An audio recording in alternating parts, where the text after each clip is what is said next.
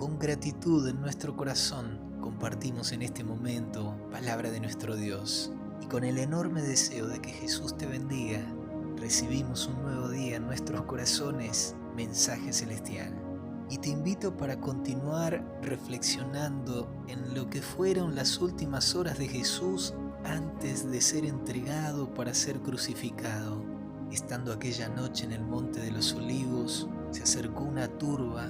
Estaba entre ellos Judas, que con un beso dio la señal con la cual entregó al Hijo de Dios. Diciendo que Jesús no ofreció resistencia, se menciona que todos sus discípulos huyeron. En el verso 53 comienza el relato Marcos de cuando Jesús fue llevado delante del concilio para ser juzgado. Menciona allí que trajeron pues a Jesús al sumo sacerdote y se reunieron todos los principales sacerdotes y los ancianos y los escribas. Y Pedro le seguía de lejos hasta dentro del patio del sumo sacerdote y estaba sentado con los alguaciles calentándose al fuego. Aquí nos menciona que Pedro quería saber lo que le sucedería a su maestro, pero Marcos dice que Pedro le siguió de lejos. No tuvo el valor de estar al lado de Jesús. En el verso 55, los principales sacerdotes y todo el concilio buscaban testimonio contra Jesús para entregarle a la muerte, pero no lo hallaban. Y esta actitud fue una constante entre los líderes de Israel, los sacerdotes, los ancianos, la secta de los fariseos y de los saduceos. Siempre estuvieron detrás de Jesús para encontrar una razón, una acusación que les sea suficiente para poder entregar a la muerte a Jesús. Pero a lo largo del ministerio de Cristo nunca encontraron nada por lo cual poder acusarle. Y en aquella noche seguían buscando una razón, una acusación para poder entregarlo a las autoridades romanas para que sea ejecutado. A tal punto en el verso 56 menciona que muchos decían falso testimonio contra él, mas sus testimonios no concordaban. A tal punto eran tan viles estos líderes de Israel que habían convocado testigos falsos, y tan falsos eran que no concordaban entre ellos mismos.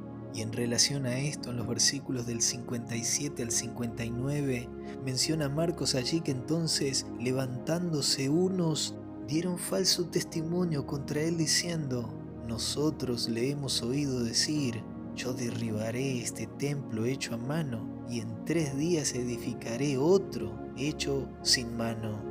De esa manera tergiversaron las palabras que Jesús había dicho. El maestro en realidad había dicho: destruid este templo y en 3 días lo reedificaré.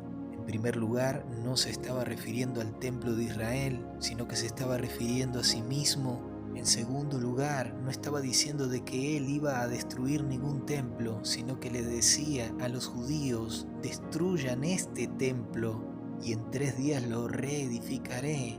Y estaba haciendo referencia a sí mismo de cómo ellos finalmente lo destruirían. Pero al decir Jesús que en 3 días lo reedificaría, se estaba refiriendo a la resurrección al tercer día de entre los muertos.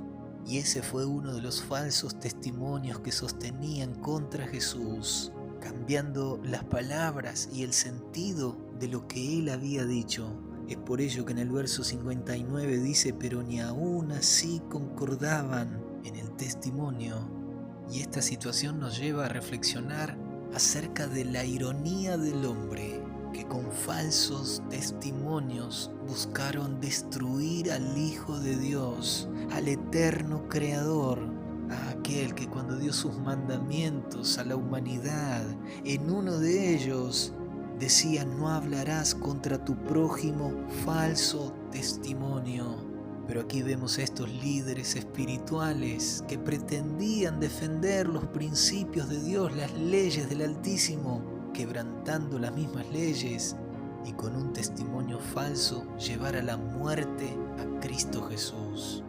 En esta hora el Dios del cielo nos invita a vivir conforme a los principios del reino de los cielos, entre ellos a revalidar el mandamiento de no decir falso testimonio contra nuestro prójimo, a que nuestras palabras puedan ser veraces, que nuestro testimonio pueda ser conforme a la justicia de Dios, representando de esa manera a nuestro amado Jesús.